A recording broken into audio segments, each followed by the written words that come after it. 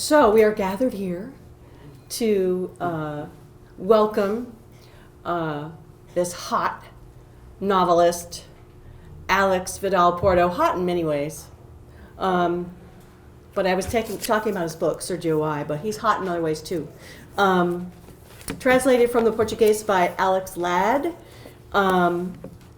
We just found out today, wasn't it today, that we found out that it was just chosen as one of the PW Picks of the Week for the week of May 9th. He is a writer, a minister at the Ministry of External Relations, and a columnist at one of the leading newspapers in Brazil. I just want to relate just a quick story. I read the book SergioY before I went to a conference in January. And I just love the book. And I was going to have dinner with Alex. And I'd never met him before. Obviously, he's from Brazil. I'm from Seattle. And he had never been to Seattle before. So I didn't know what to expect. And so we meet. And I just, you know, sometimes you have one of those moments when you fall in love with someone. and truly that is what happened to me, and we didn't spend the night together, but no, we're both married. Yes, yeah. We spent the evening together and with a lot of other people, and it was just, I know I was not the only one to feel like it was a very magical a magical dinner that we all had together.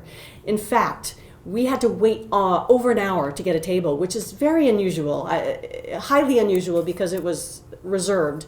And I don't think anybody even really noticed. We were like cramped in this like little Spanish restaurant where we were waiting for a table, and people were going by us, and there was a bar over there, and people were sitting over here, and we were just all so mesmerized that no one even cared. So anyway, I give you Alex Vidal Porto. Thank you. Thank you, Pam. You're too kind. I would like to thank the University Bookstore, Europe Editions, Alex Ladd, who translated the novel. And I was thinking, before coming here, it's my first time in Seattle. I'm thrilled to be here. And my idea was to try to give an overview of the novel, so you have a notion of where I'm coming from and where I want to get to. This novel was originally written in Portuguese. It was translated by Alex Ladd. It's things that come with age, you're having to change classes. And and it was just launched last May here. So I will first read the title of the chapter, and then I read passage, and my idea is to give you like 4 different voices for you. So I'll start. All you need to know about me. Since I mean to speak of the life of others, it is only fair that I speak of mine. My name is Armando. I turned 70 last month. Generally, people think I am older. It has been that way my entire life. I have come to expect it when I meet someone for the first time. I appear older than I am. I appear older than I am. This visible premature aging is common among psychiatrists. We absorb our patients' problems. We grow old for them. I am one of the city's best doctors. It may sound immodest, I know, to refer to myself in such a manner, but that is how I am referred to when my work is mentioned. I am proud of the recognition I have earned over the years. I am vain, but it does not bother me. I have always thought modesty an overrated quality. I realize vanity can be a treacherous thing. I think, however, that in my life, it has played a constructive role. My vanity has meant I have rarely found it necessary to diverge from the natural dictates of my will. As a professional, I have opted not to make compromises.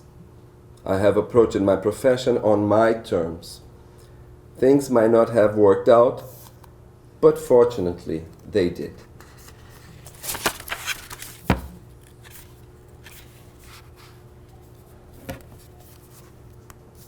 I want to make clear that at this point in my life, I have no desire to lay bare the intimate details of a person who has entrusted his privacy to me. However, if I comment on this case and am somehow remiss with regard to my professional oath, my reasons for doing so have great merit. It is true, I have not kept secret what my eyes have seen and my ears have heard. I know, but I do have principles. My intention in telling this story is not to do harm. I want to become a better doctor and a more principled human being. My intent is to learn. The patient I will speak of came to my office recommended by his school principal, a friend of mine from college.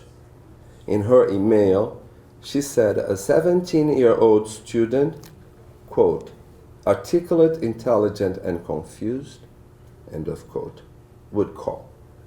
According to her, it was an interesting case. I took note of that.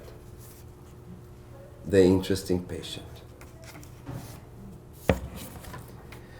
It was a very hot day in São Paulo. On the streets that morning, people walked around hoping rain would come and cool things off.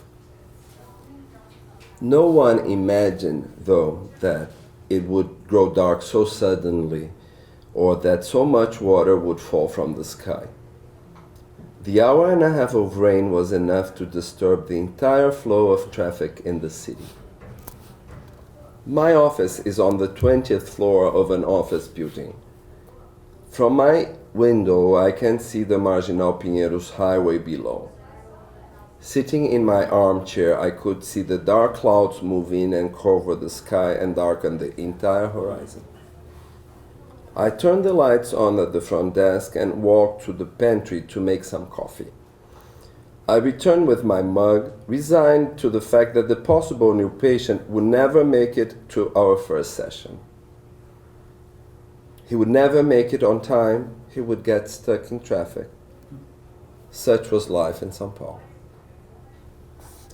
Sitting under the office lights, I expected at any moment to receive a phone call, the minimum courtesy under the circumstances, canceling the appointment. Meanwhile, so as not to waste time, I began to read the thesis of a student I was advising. SergioY's appointment was the last item on my calendar that day, but since he could not make it, I would end my day early. I would stay in the office until traffic eased up, and then I would have an easy commute home. I would not meet the intelligent and confused young man my college friend had referred to me, but I would have time to read Luciana Cossormelli's thesis, something I needed to do anyway. At that moment, it made no difference whether I met a new patient or finished reading a dissertation on the methodology for establishing public mental health centers. It was all work, and it had to be done.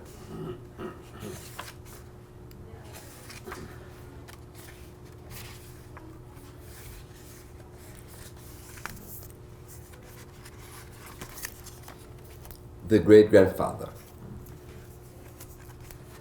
The most interesting and productive sessions we had were those where SergioY spoke of his great-grandfather, Areg Yacubian, who at 16 boarded a ship for Brazil.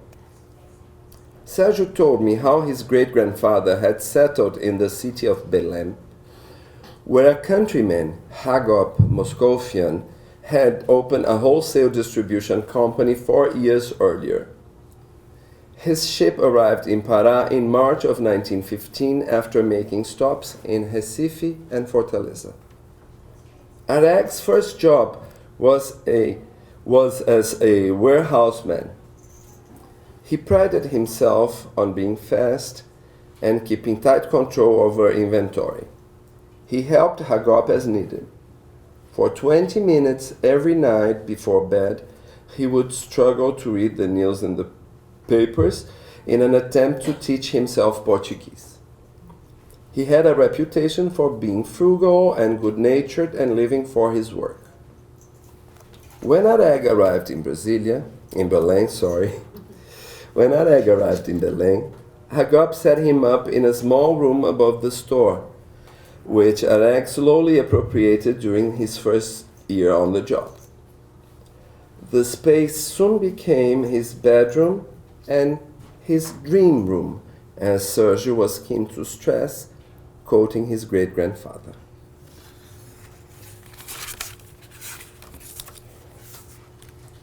I have a recurring dream of my great-grandfather. In the dream, he gives a speech, but I am the only person in the audience. He begins, but he speaks softly and I can barely hear him. I move closer, but I can only make out his last word. Happy. I know why I have this dream. It's because of my memories of my great-grandfather's 100th birthday party in Pará. My whole family traveled to Belém.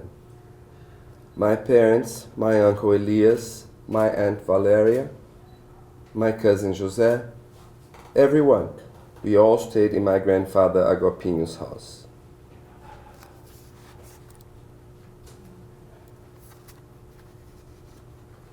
The speech as he remembered. Now that I've turned 100, I know that life is too short to be sad. A happy life is more happy days than sad ones. So the advice I give to the young ones is this: always try to make your days happy. The important thing is having as many happy days as possible. We must never forget that sadness exists, because we know sadness really does exist. But you must reject sadness and unhappiness, and you must also work hard, because work helps in everything. When I was a child, I never imagined there was a country on the other side of the world called Brazil, nor that I myself would one day become a Brazilian. Had I resigned myself and stayed in my city, the place where I was born, our family name would no longer exist. There would be no Areg, there would be no Hagop, there would be no Elias, there would be no Salomon, or Sergio, or José. There would be no one. Our name would have disappeared. There would be no Jacobians here now. So, the message I want to leave the youth is that you must believe in happiness. Then go after her, even if that means you must do something new that you never could have imagined before. Happiness comes from the courage to do something new. Happiness exists. I am proof of this.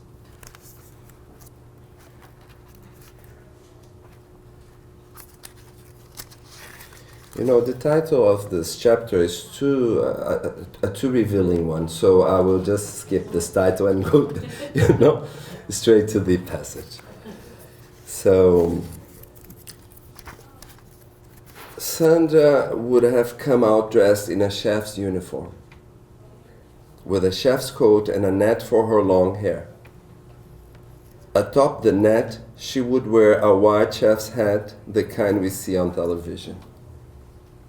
After saying hello, I would ask, "Where is Sergio? Do you know what happened to Sergio?" Sandra would smile and say, Sergio and I traded places, Dr. Armando. I used to be your patient too. You just never saw me. I spoke through Sergio. That deep voice was mine. Now it's me, Sandra, who is visible. I've been given a reprieve from my life sentence. Sergio still exists, but he is inside me now, hidden in the past. It made me happy when Mother told me she'd run into you at the supermarket. I always wanted to see you again. I always wanted to tell you my secret. I never told you I was trans because, to tell you the truth, I never had the opportunity. There were so many other things to talk about.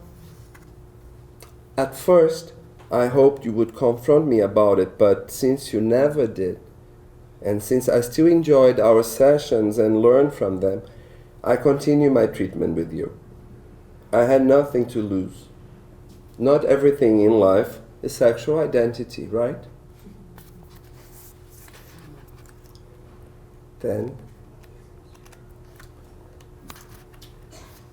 the father's response to the letter.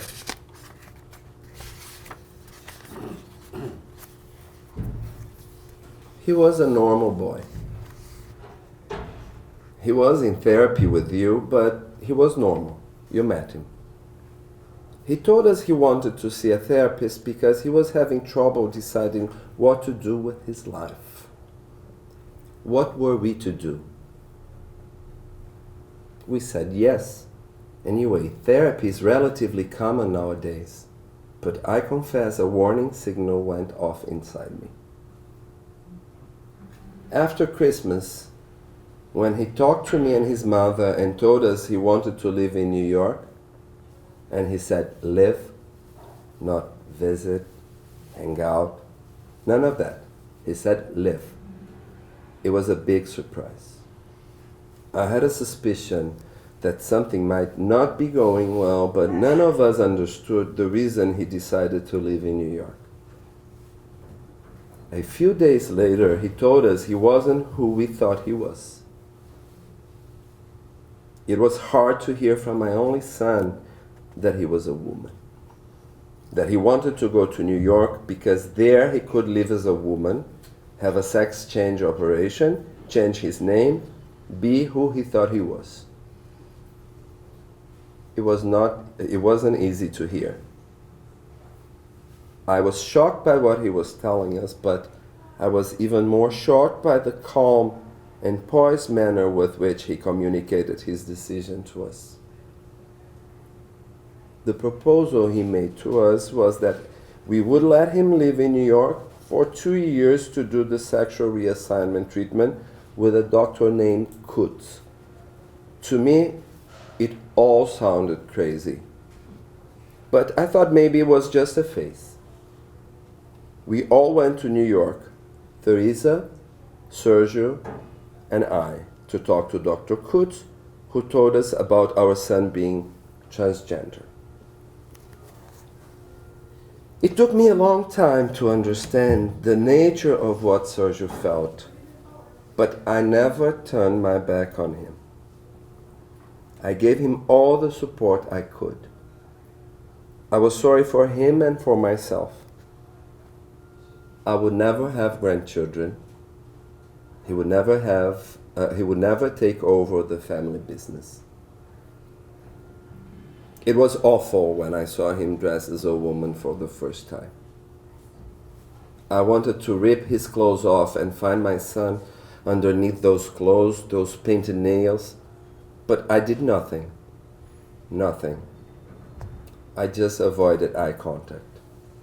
I kept my head down, and I felt love and hate at the same time for what, to me, was a caricature of my son. That first time, I controlled myself. And I continued to control myself afterwards. I couldn't lose him. I asked God to help me to get used to that I learned to accept it that the sight of my emasculated son dressed as a woman become acceptable to me. I thought of that saying, if you love the ugly, beautiful you will seem to them.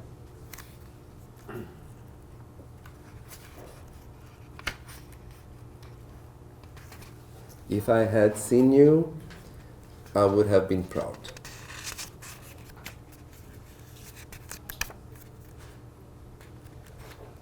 The first thing I need to tell you is that I am only here because Sergio was happy.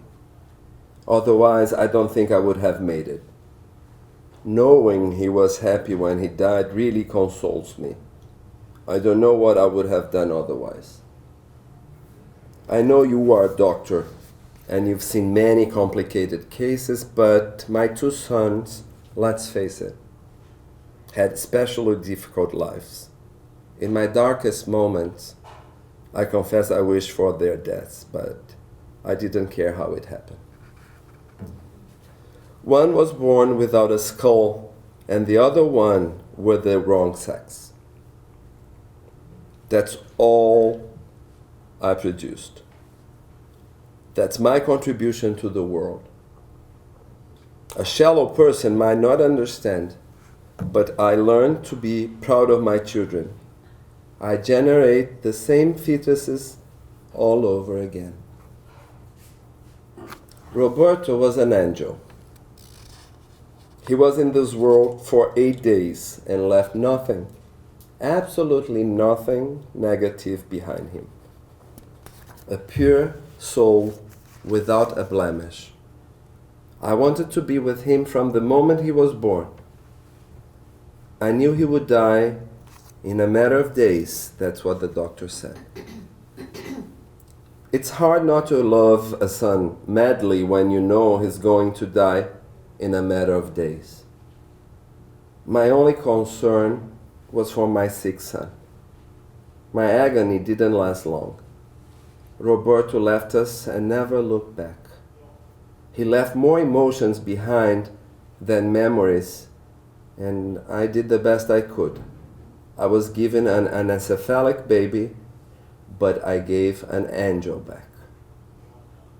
Sergio's death was worse because it caught me by surprise. It took me a while to comprehend it.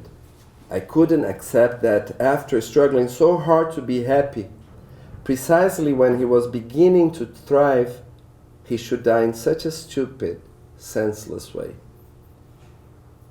After his death, I stopped calling him Sandra. So did Solomon.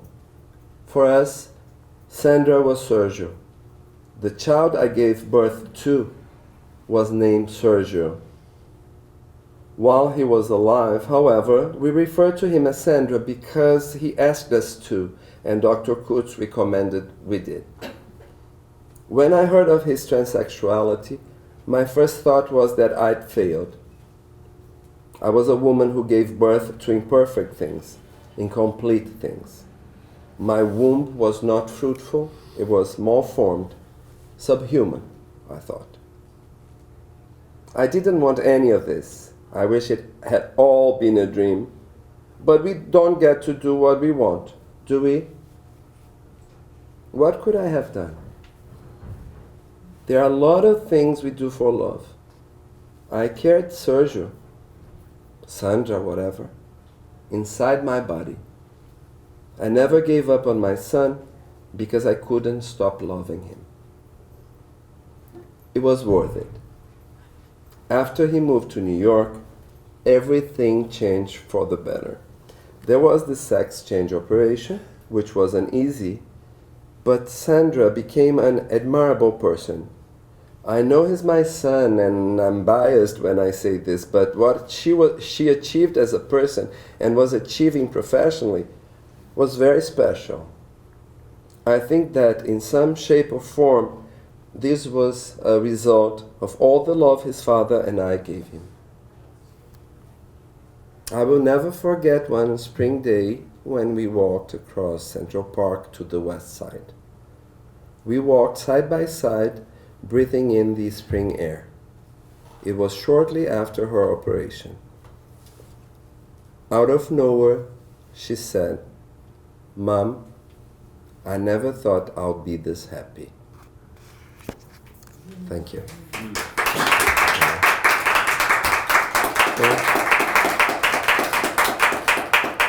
Thank you. So I don't know if you have any questions or, you know, tell me. How did you come up with this subject? What was your interest in this subject? It was strange, because I may say that my interest was much more transformation or sense of possibility than transgenderism. So I would like to talk about several things. I would like to talk about identity. I would like to talk about the dialogue between generations, and I'm an LGBT activist in Brazil. I write a column, and many of my columns are on the subject. But in fact, I was writing about two different short stories that had nothing to do, one with the other. And one was about a psychiatrist who had fallen in love with a patient and was, going into an ethical problem. And the other story was a story about a Brazilian sex worker, a transgender woman, who had been found dead in Madrid, in Spain. But these stories were not going anywhere. And then I have a day job. I used to have, now I'm on leave, but I'm a diplomat by training. And I was in Mexico City and got assigned to work at the embassy in Washington, and that was summer. And my dogs could not be flown from Mexico to Washington, D.C., so I had to drive them. And it's a 4-day drive. And I was listening to, during the road trip, I was listening to some lectures on American poetry. And when I got to Walt Whitman, and I got to Crossing Brooklyn Ferry, his poem about the dialogue between generations over space and time, I just flipped and all made sense to me.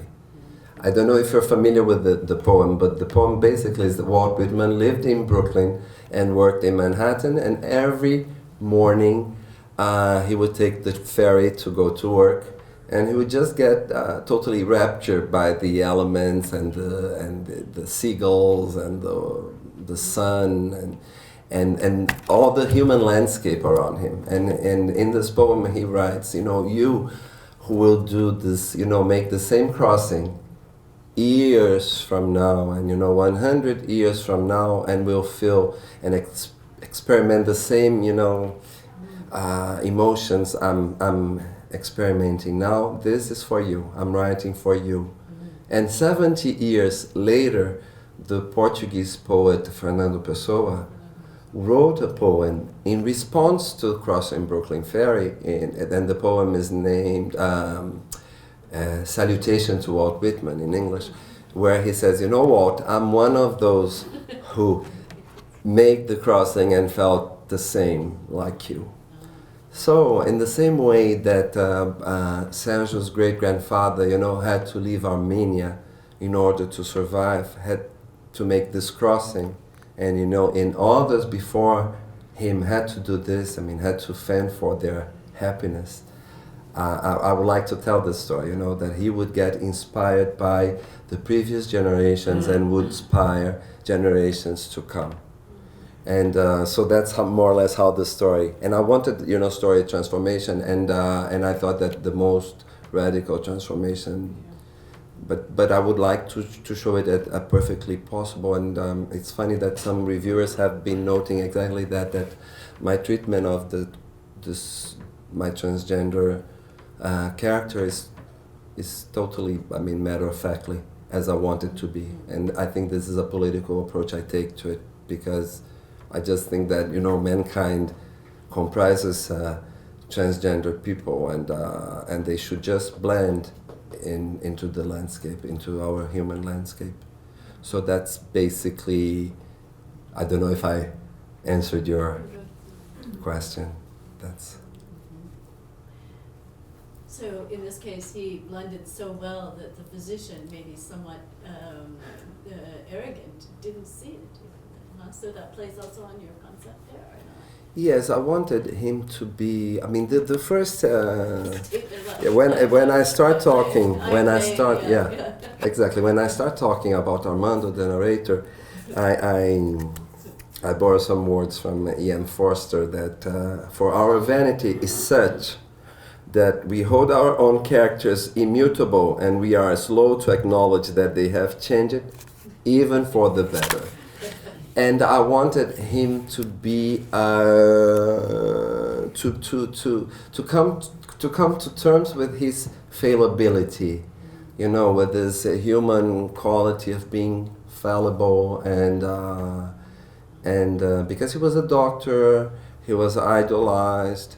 And I don't know, I will always think of doctors as, you know, that the person that would never die.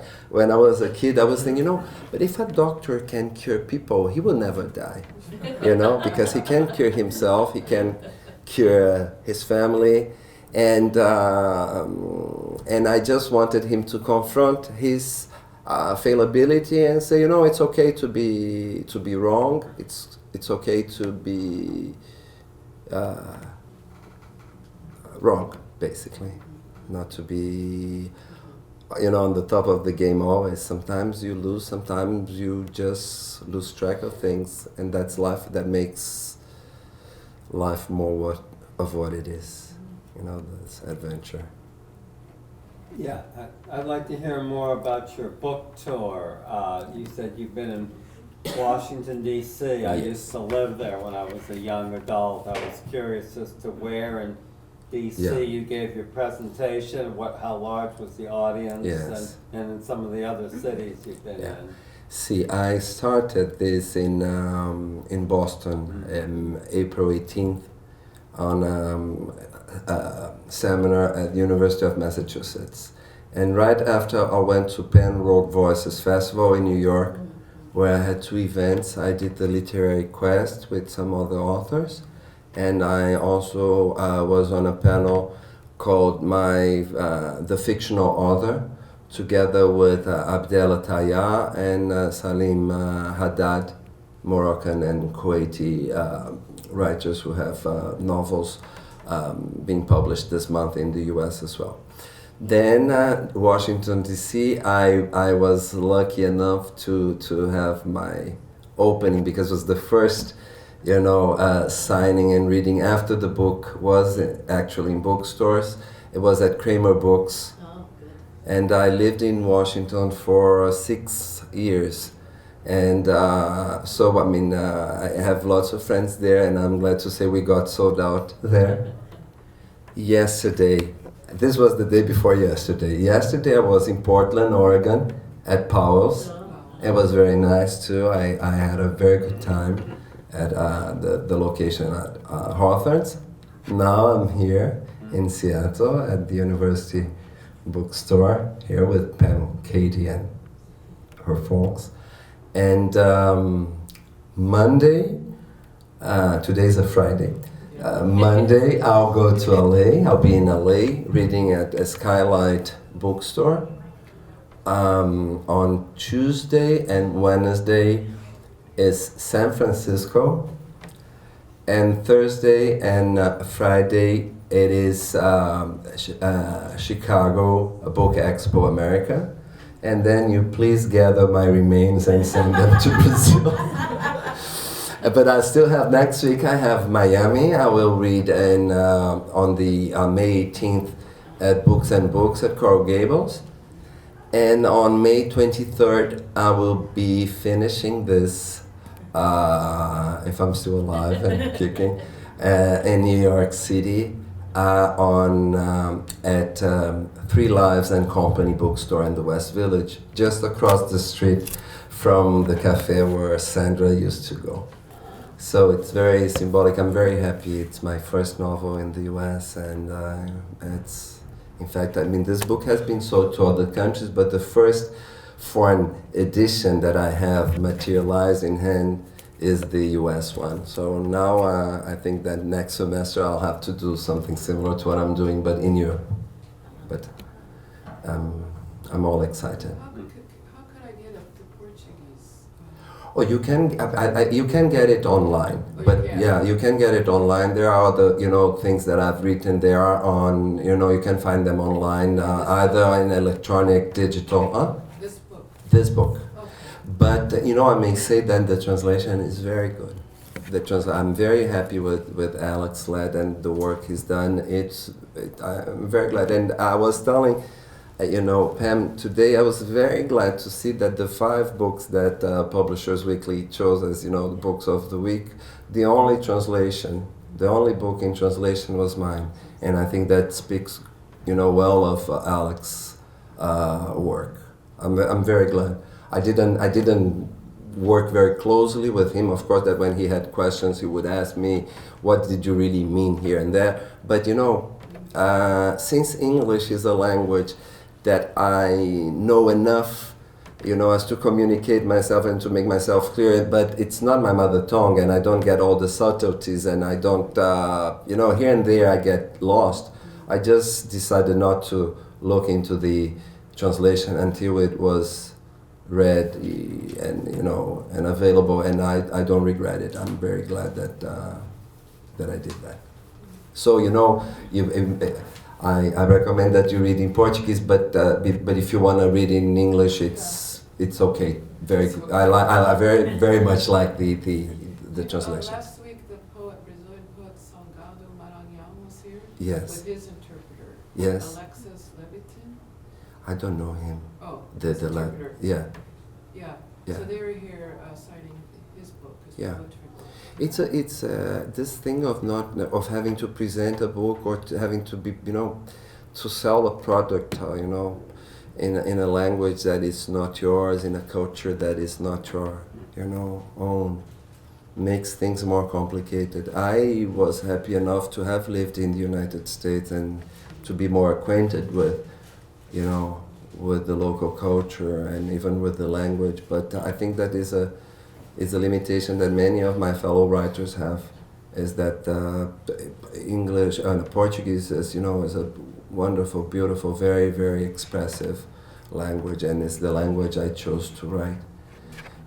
But yes, there is a glass ceiling that you have to try to break, and you cannot be secluded in the world of Lusophone literature because it's rich, but it's limited. So I'm very glad that I've been able to have my novel translated into English, and now it's going to be translated into Spanish as well.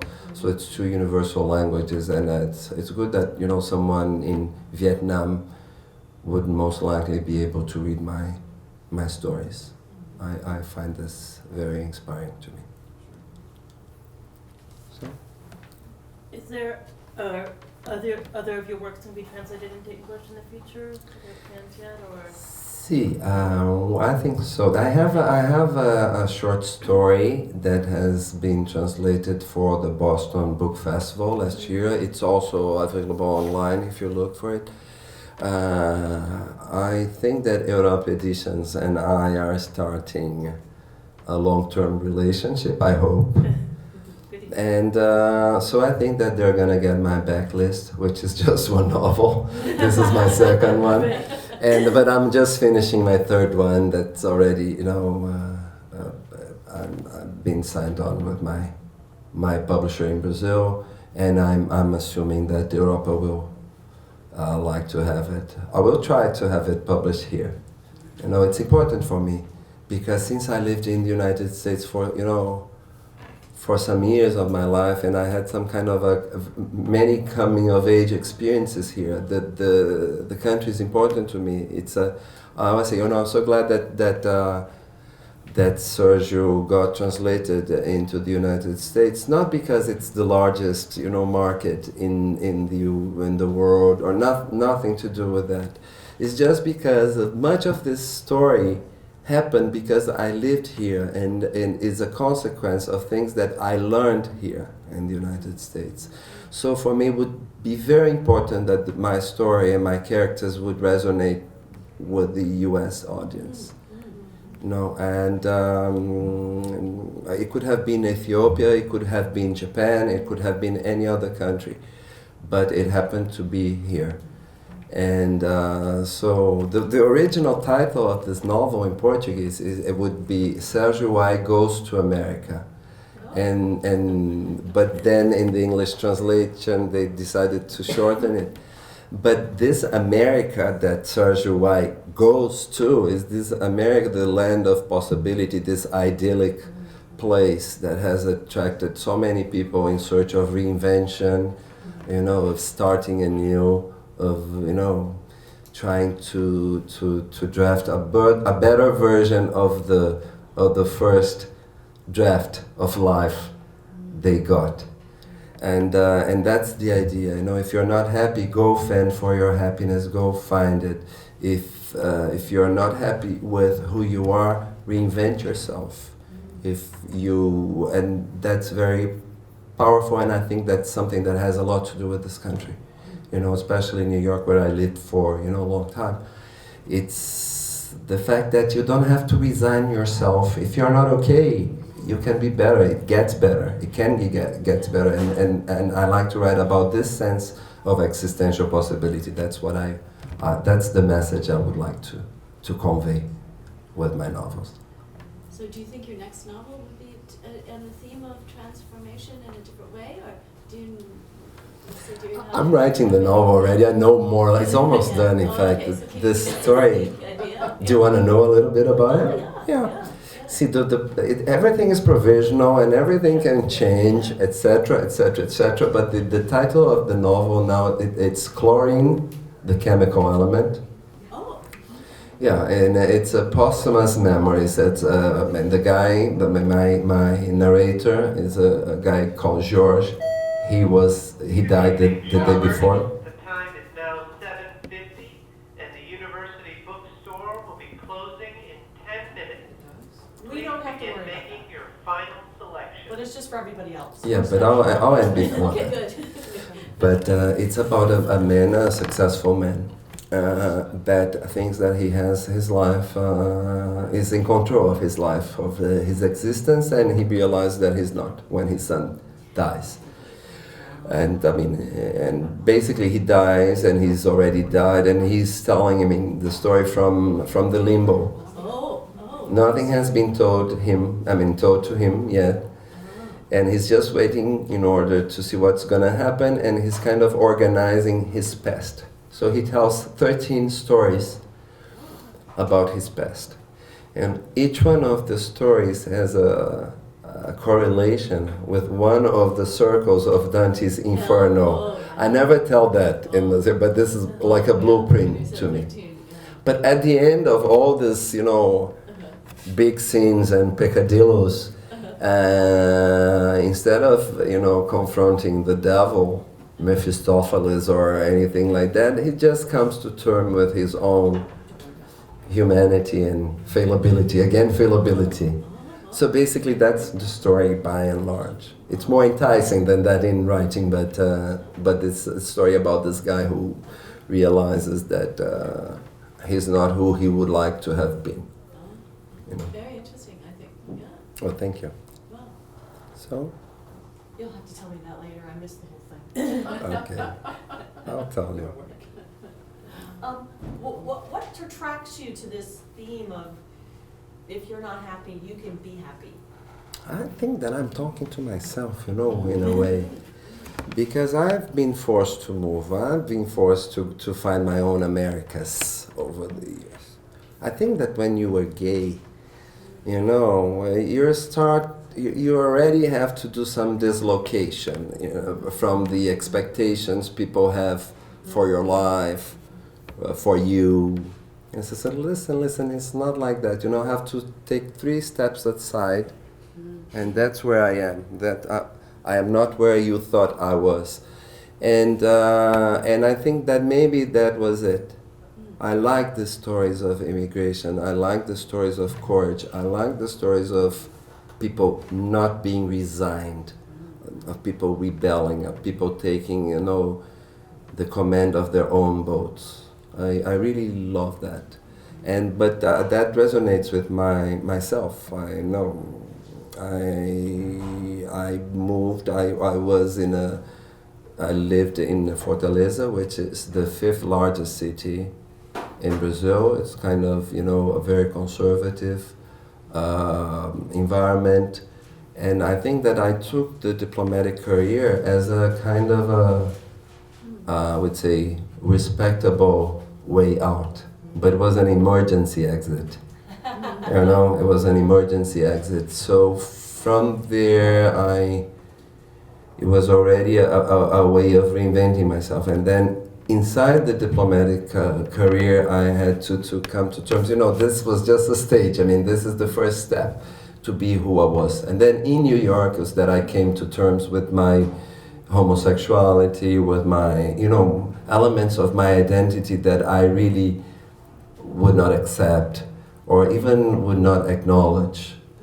And when I finally did, I realized that I was just wasting my time, and that happiness exists. And when Aregia Kubian says happiness exists, and I'm proof of this. This is my words. I'm a happy person.